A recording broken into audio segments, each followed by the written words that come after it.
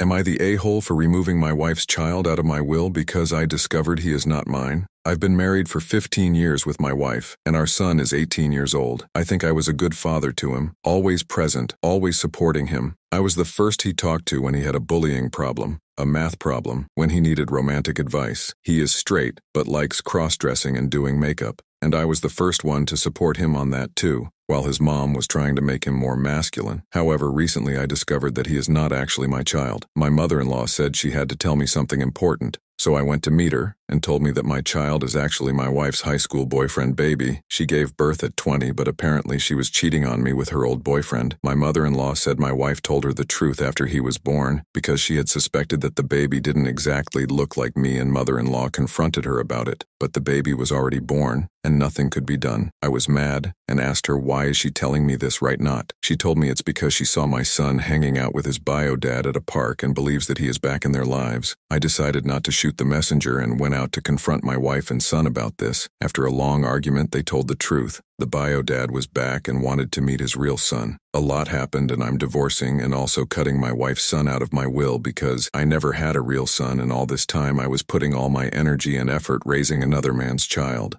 I'm also consulting if it's possible to sue the bio dad for all the money I've spent raising his bio son throughout the years. My wife is obviously mad at me, but my stepson is just devastated. I can see him depressed, not talking to me, and constantly apologizing. My plan was to divorce and cut contact with them right after that, but now I'm wondering if I'm going too far by punishing him too. Edit. Everybody is asking this. The kid knew about his bio dad for about 4 months before I discovered it, and yes, we did a DNA test.